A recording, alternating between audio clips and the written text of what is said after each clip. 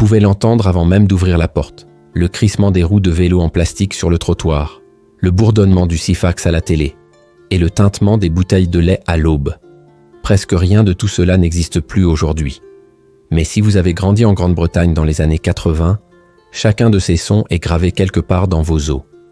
Aujourd'hui, on va rouvrir cette porte. Nous avons déterré 20 choses qui nous manquent vraiment de cette décennie folle, colorée et inoubliable. Et attention, certaines pourraient bien vous frapper en plein cœur de nostalgie. Numéro 1, la bande-son des années 80. Avant même d'ouvrir la porte, on l'entendait. Les roues des vélos, les pubs chantantes à la télé, le jingle du journal du soir. Les années 80, c'était une époque qui avait un son. Chaque maison, chaque rue, chaque matin vibrait à son propre rythme. C'était un monde bruyant, vivant et incroyablement familier. Numéro 2, le ZX Spectrum. Quand le futur avait des pixels. Avant les smartphones, avant les PlayStation, il y avait le ZX Spectrum. Une petite machine noire avec ses touches en caoutchouc et son bruit strident caractéristique de la cassette qui charge. Les enfants tapaient « load » et retenaient leur souffle. Parfois ça plantait, souvent ça marchait.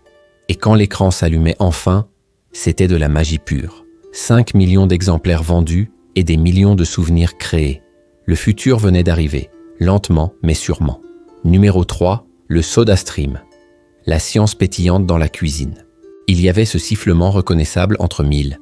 Le SodaStream transformait l'eau du robinet en potion magique.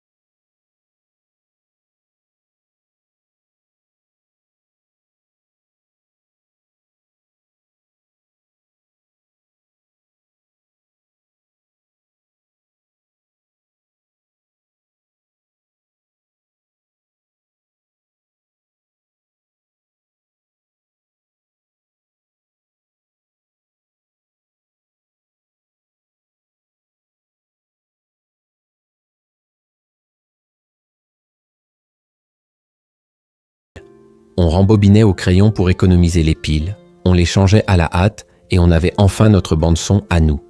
Numéro 8. Les primeurs. Le cœur du quartier.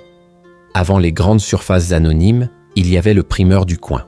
Celui qui connaissait votre prénom et savait comment votre mère aimait ses tomates. Des balances en métal, des sacs en papier et toujours un sourire en guise de monnaie rendue. C'était plus que faire ses courses, c'était appartenir à un quartier. Numéro 9. Sifax et télétexte. L'Internet avant Internet. Page 101 pour les infos, 302 pour le foot, et des pixels colorés qui mettaient une éternité à s'afficher. Sifax, c'était lent, maladroit, mais incroyablement fascinant. Le tout premier portail vers un monde connecté, accessible depuis le canapé. Numéro 10, les survêtements en nylon, les shell suits, le bruit du style. Fluo, brillant, bruyant. Les shell suits des années 80 ne passaient pas inaperçus. On les portait partout, des cours d'école aux pistes de danse. Ils crissaient, ils étincelaient. Et à cette époque, plus ils étaient voyants, plus on était cool. Numéro 11, le lait en bouteille de verre. Le son du matin, le tintement du laitier à l'aube, les bouteilles alignées sur les marches, les couvercles d'aluminium percés par les oiseaux. C'était une routine, un rythme, un repère quotidien dans un monde en mouvement. Un son qui a disparu, mais qui n'a jamais été oublié. Numéro 12, les pubs télé, les refrains qu'on n'oublie pas. Avant qu'Internet ne nous inonde de pubs, il y avait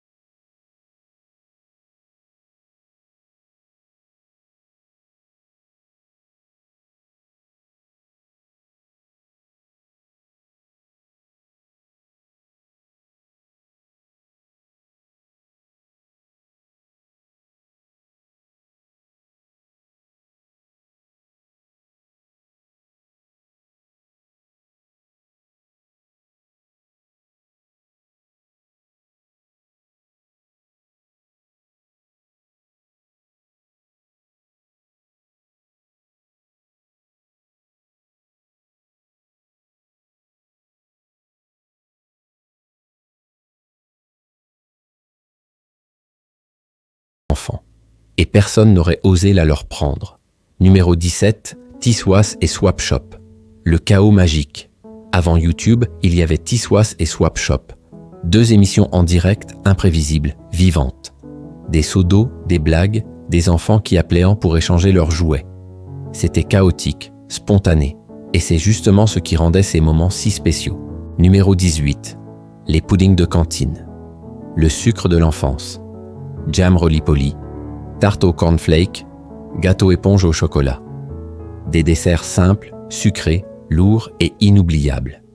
Servis sur des plateaux en plastique, mangés à la hâte, ils avaient le goût du réconfort et d'une époque où tout semblait plus doux. Numéro 19. Woolworths, le magasin des merveilles. Woolies, comme tout le monde l'appelait. Un lieu magique où l'on pouvait tout trouver. Des bonbons en vrac, des jouets, des disques, des fournitures scolaires. Aucune sortie en ville n'était complète sans y faire un tour. Et quand Woolworths a fermé ses portes, c'est un morceau d'enfance qui a disparu avec lui. Numéro 20. Les films d'information publique. La peur utile. Ils duraient 1 minute, mais marquaient pour la vie. Les Public Information Films mettaient en garde contre les dangers du quotidien. Les routes, l'eau, l'électricité. Leur ton était grave, leur musique inquiétante. Des campagnes éducatives qui sont devenues de véritables légendes urbaines. Peut-être que ce sont les sons, ou les odeurs, ou ces petites choses qu'on croyait sans importance. Mais certains souvenirs refusent de s'effacer. Les années 80, ce n'étaient pas juste des objets, c'était une manière de vivre. Et parfois, il suffit d'un bruit, celui d'un Walkman qui se ferme, d'une bouteille de lait qui teinte, ou d'un vieux jingle télé pour que tout revienne. Le passé n'est pas parti. Il attend juste qu'on se souvienne de lui. Alors dites-nous en commentaire, qu'est-ce que vous regrettez le plus des années 80? Et si ce petit voyage dans le temps vous a fait sourire, n'oubliez pas de laisser un j'aime et de vous abonner. Parce que la nostalgie, c'est encore plus beau quand on la partage. Merci d'avoir regardé.